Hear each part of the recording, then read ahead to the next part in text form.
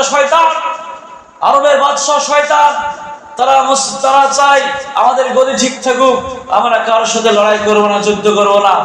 কিন্তু আমাদের যেমন আমেরিকার ইসরায়েলকে সাহায্য করছে, আমাদের প্রত্যেকটা মুসলিম দেশগুলো যদি ফিলিস্তিনকে সাহায্য করে, তাহলে মুসলিমদের সাথে কেউ যুদ্ধে জিততে পারে? সারা পৃথিবী সব হেরে যাবে বেদিনরা। আজকে মুসলিমরা যদি এক হয়। নাহমাদুহু ওয়া নুসাল্লি আলা রাসূলিহিল কারীম, আম্মা বাদ। আউযু বিল্লাহি মিনাশ শাইতানির রাজীম। বিসমিল্লাহির রহমানির রহিম। ইয়া আইয়ুহাল্লাযীনা আমানু ইসতাঈনু বিস-সাবরি ওয়াস-সালাহ ইন্নাল্লাহা মা'আস-সাবিরিন ওয়া লা তাকুলু লিমান ইউক্তালু ফী সাবিলিল্লাহি আমওয়াত বাল আহইয়াউ ওয়ালাকিন লা তাশকুরুন। সমস্ত তারিফ, সমস্ত গণগান, সমস্ত আরাধনা সেই মহান আল্লাহর জন্য,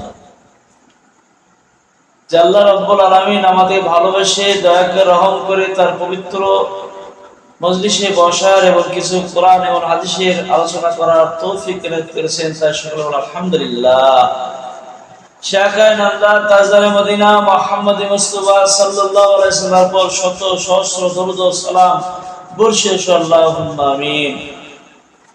যারা আল্লাহ রাস্তায় জান দেয়, প্রাণ দেয়, তারা আল্লাহ পাক বলছে এদেরকে তোমরা মুর্দা বলো না, এরা হচ্ছে প্রকৃতপক্ষে এরা জিন্দা। বলছে এরা হচ্ছে জিন্দা, যে আল্লাহ রাস্তায় জান দিয়েছিল সাহাবারা এমন জান দিয়েছে, বদরের যুদ্ধে 313 জন লোক ছিল, আর 1000 অধিক ছিল কাফেররা, মানে 3000-এর কাছে। 313 জন যে যুদ্ধ করবে মুসলমানরা বদরের যুদ্ধে, আর মুসলিমরা তো ভয় করেনি, কাফেরদের সাথে আমরা লড়াই করবো, আমাদের এক আল্লাহ আছে বলে একটা বিশ্বাস ছিল। আর আল্লাহ সাহাবাদেরকে এমন দাতন বানিয়ে দিয়েছে, কাফেররা দেখলে আমাদের গাছের গুড়ি বাচ্চা যাচ্ছে, এত পাওয়ার করে দিয়েছিল, আর এত সাহসী ছিল, এত পরিষ্কারী ছিল, এত আল্লাহ ছিল, আমরা দিনকে বাঁচিয়ে রাখবো, দিনকে জিন্দা রাখবো, এই চেষ্টা প্রচেষ্টা তাদেরই ছিল। ফি সাবিলিল্লাহ, তারা আল্লাহ রাস্তায় ছিল। আজকে মুসলমানরা সেই দিন বদরের যুদ্ধে তারা বিজয় লাভ করেছিল। 313 জন, 1000 অধিক, 3000-এর বেশি যখন বিজয় লাভ করেছিল, এই কারণে তাদের ছিল ইমান, শক্তিশালী ইমান, তাদের ইমানের দ্বারা কাজ হয়েছে। কিন্তু আমাদের ইমান কমজোরি থাকার কারণে আমাদের আজকে মুসলমান আজকে সারা বিশ্বে তারা মার কাছে, আজকে কুকুরের মতো তারা মার খাচ্ছে, কারণ তাদের ইমান নাই। একটি বছর না মুসলমানরা, যে আমাদের 57টিতে মুসলিম কান্ট্রি আছে, দেশ আছে, যে আমরা এক হবো, এটা চাইছে না। নিজের গদি ওরা বাঁচানোর জন্য তারা সব জুদা জুদা আলাদা আলাদা থাকছে, কারণ যে আমরা মুসলিমরা এক হবো না, নিজের গদিকে বাঁচানোর জন্য। যদি মুসলিমরা অ্যাক্টিভ থাকতো, সাহাবাদের মতো যদি একতা থাকতো, তাহলে বেদিনরা আজকে থরথরে কাঁপতো, যে মুসলিমরা এক হয়েছে, তারা ভয়ে তারা থরথর করে রাস্তাঘাটে কাঁপতো। আজকে যদি করিমপুরে প্রত্যেকটা মুসলমানরা আজকে দাড়িওয়ালা হয়ে যায়, টুপিওয়ালা হয়ে যায়, আর আজকে যদি প্রত্যেকটা মুসলিম আমার উপর নামাজ কায়েম করে, তুমি মাথায় টুপিতে দাড়িওয়ালা যদি করিমপুরে মুসলিমরা বেড়ায়, তাহলে হিন্দুরা ভাববে যে মুসলিম সব করিমপুরে ছড়িয়ে আছে, তারাও থরথর করে মুসলিমদের কাঁপবে, পাকিস্তানের মতো মনে হবে। তাই আমাদের মুসলমানদের ড্রেস থাকবে, লেবাস থাকবে ইসলামিক লেবাস, যে লেবাস দেখলে মানুষের জানতে পারবে, বেদিনরা জানতে পারে এরা মুসলিম। দোকানে বাজারে দেখলে যেন বুঝতে পারে এরা মুসলিম। আজকে এই মুসলমানের ড্রেস থাকে, আমার দাড়িওয়ালা টুপিওয়ালা থাকে, আজকে প্রত্যেকে সালাম নিবেদন হবে, আসসালামু আলাইকুম ওয়া রাহমাতুল্লাহ, সে বলে ওয়ালাইকুম আসসালাম ওয়া রাহমাতুল্লাহ। তোমরা বলে শান্তি রহমত বর্ষণ হোক, তোমরা শান্তি রহমত বরকত হোক। আর আজকে আমরা মুসলমানরা বেদিনের মতো পরিচয়, আমাদের দাড়ি নাই, টুপি নাই, আমাদের লেবাস হচ্ছে ইহুদি নাসাদের মতো। তাদের হাসর নাসর ইহুদি নাসাদের সঙ্গে হবে।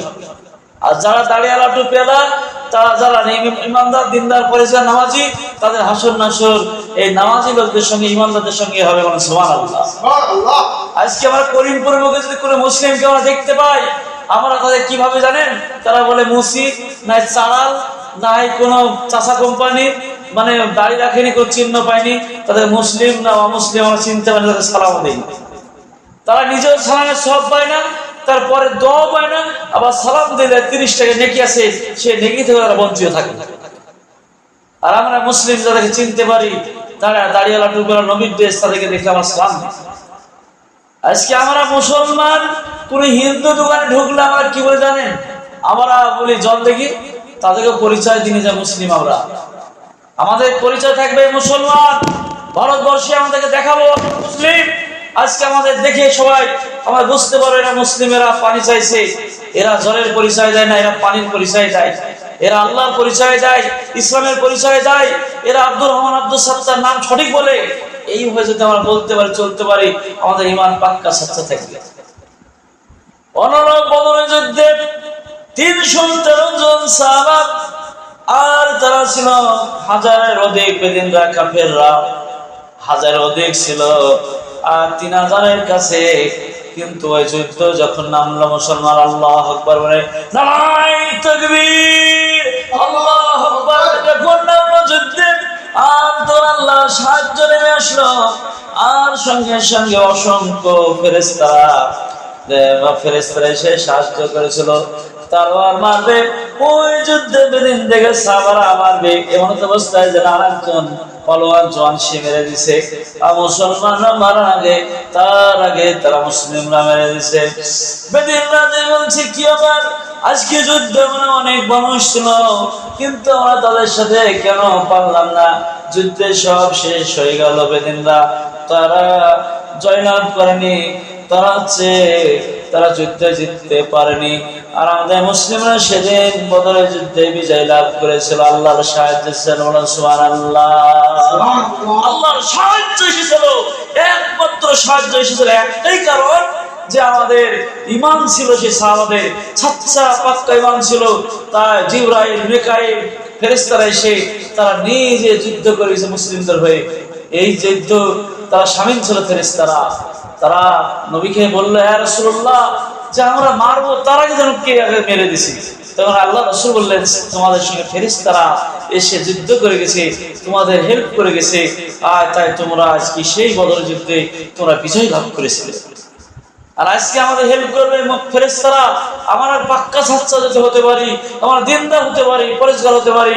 আমাদের আজকে মুসলমানরা ফিলিস্তিনে যে যুদ্ধ লেগেছিল, যুদ্ধ শুরু হয়েছে, হাদিস শরীফ আছে, যদি ফিলিস্তিনে মুসলিমরা যদি সারা বিশ্বে যে যুদ্ধ যদি তারা বিজয় লাভ করে, সারা বিশ্বে মুসলিমরা বিজয় লাভ করবে।